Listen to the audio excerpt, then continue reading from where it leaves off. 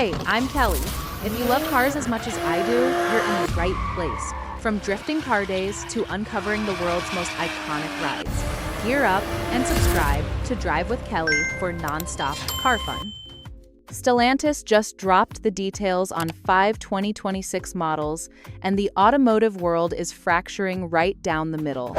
We're talking about controversy so heated that die-hard fans can't decide if these vehicles represent the future or a complete abandonment of everything they love. Iconic names are coming back, but not in the way you'd expect, and pricing decisions are leaving buyers scratching their heads, wondering what the company is thinking. If you've been following Stellantis and wondering whether their 2026 strategy will hit or miss, these 5 models are your answer, and trust me, you might not like what you're about to hear. From resurrections of legendary nameplates that might be doing more harm than good, to pricing that seems completely disconnected from market reality, Stellantis is forcing the community to choose sides. So buckle up, because this is about to get heated. Number 5. Jeep Comanche. This name means everything to true Jeep enthusiasts. When Stellantis confirmed the Comanche was making a comeback, the community erupted with excitement, but now that the details are rolling in, that joy is morphing into serious concern.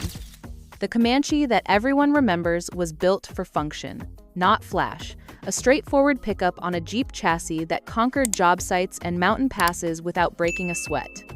It was the truck you bought when you needed something that could tow your boat on Saturday and navigate a construction site on Monday, all while shrugging off abuse that would destroy lesser vehicles. Jump ahead to 2026, and the big question is whether this revival will respect that heritage or just slap a beloved badge on something completely different. What we're seeing suggests Stellantis is building this truck for today's buyers, not yesterday's purists. The original Comanche drivers didn't baby their interiors, they threw equipment in the bed, tracked mud across the floor mats, and went to work. Today's version is loaded with premium features, soft-touch materials, and digital displays that prioritize comfort over raw capability. We're hearing about heated and ventilated seats, massive touchscreens, and premium audio systems, all things that make the truck more livable but fundamentally change what it represents. The off-road capability might still be there, but it's wrapped in a package that feels more luxury lifestyle vehicle than working-class warrior. Whether you view this as necessary innovation or an unforgivable sellout depends entirely on where you stand. Traditionalists argue the name deserves better than becoming another comfortable crossover truck, while modernists insist this is exactly what the market demands to survive. Number 4. Ram Dakota.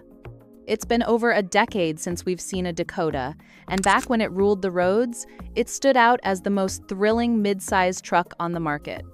That V8 option made it a legend among truck lovers, offering muscle car performance in a practical mid-size package. So, when Stellantis announced the Dakota was returning, expectations soared through the roof. Enthusiasts started dreaming about what a modern Dakota could be, maybe a twin-turbo straight-six, maybe a hybrid performance setup, something that would recapture that original spirit of being the exciting alternative in the segment. But here's where things get complicated, and frankly, disappointing. This new Dakota is essentially riding on the Gladiator's bones. Think of it as a gladiator wearing Ram clothes with different trim levels and badge work. The platform is shared, the powertrains are shared, the basic architecture is shared. Pricing is expected to kick off around $38,000, basically matching the Gladiator dollar for dollar, which raises an uncomfortable question. Why does this truck exist? Fans who wanted a Dakota with its own personality, unique engine choices, different capability focus, or standout features that justified the revival are getting corporate platform sharing instead, and it's leaving a bitter taste. It's the automotive equivalent of releasing 2 products that compete with each other rather than expanding the lineup in meaningful ways. The cynical view is that Stellantis wants to double dip in the mid-size truck market without investing in actual differentiation. The optimistic view is that Ram and Jeep buyers want different things from their trucks, and the styling and marketing will create enough separation. But for enthusiasts who remember what made the Dakota special, this feels like a missed opportunity wrapped in nostalgia bait. Number 3. Ram Rampage. After making waves in South America, the Rampage is crossing borders to challenge the Ford Maverick and Hyundai Santa Cruz in the US market. In theory, it's a smart play.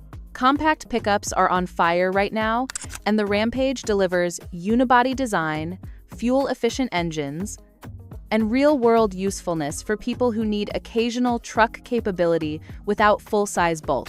The design actually looks pretty sharp, and the feature set seems competitive on paper.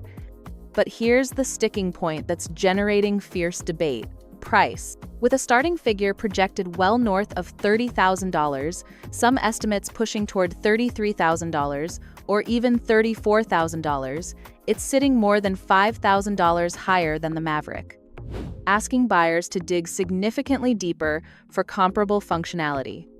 This segment lives and dies by affordability. The Maverick succeeded precisely because it undercut the market and gave people truck utility at car-like prices. The Santa Cruz positioned itself as the premium option, but struggled with volume because of it. Now Ram is betting customers will shell out extra just to have a Ram badge on the grille, but the value proposition is questionable at best. For that price premium, what are buyers getting? Slightly better materials? More standard features? The Ram name? It's not clear the market will reward that calculation. Compact truck buyers are often younger, budget-conscious, or simply practical people who don't need to spend 40 grand on a vehicle.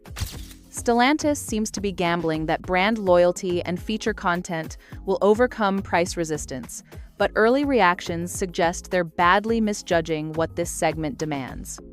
The Rampage might be a great truck, but if it's priced wrong, none of that matters. Number 2. Next generation Dodge Durango. The Durango we know today has been hanging around for ages, delivering one of the final holdouts of classic American muscle, a 3-row SUV with V8 thunder and in-your-face styling that made no apologies for being big, loud, and unapologetically aggressive. It's the SUV you bought when you wanted something that could haul the family but still felt like it belonged at a drag strip. The 2026 overhaul puts all of that in jeopardy, swapping muscular aggression for contemporary elegance with flowing body lines, softer curves, and refined aesthetics that prioritize sophistication over intimidation. Power is moving toward turbocharged 4 cylinders paired with hybrid systems for improved efficiency, and there's even serious talk of pure electric variants joining the lineup. Sure, fuel economy will take a leap forward, technology will be cutting edge, and the interior will probably be stunning. But here's the problem. The devoted Durango buyers who fell in love with its raw character, who specifically chose it because it was the last SUV that didn't apologize for having a big V8 and burning premium fuel, might feel completely alienated. This isn't just about losing an engine option, it's about losing an identity. The Durango carved out a niche as the anti-establishment 3-row, the one that said performance still matters, even when you've got kids in car seats. If the new generation becomes just another efficient, refined, anonymous 3-row crossover, even if it's a good one, it loses what made people passionate about the nameplate in the first place. Dodge risks chasing a market that already has plenty of options while abandoning the customers who had nowhere else to go. Number 1. Jeep Cherokee. The redesigned 2026 Cherokee has sparked an absolute uproar, and it's not hard to see why. The styling completely disconnects from the iconic XJ Cherokee that established this nameplate's reputation, replacing its distinctive boxy lines and purposeful stance with smooth, anonymous crossover curves that could belong to any manufacturer.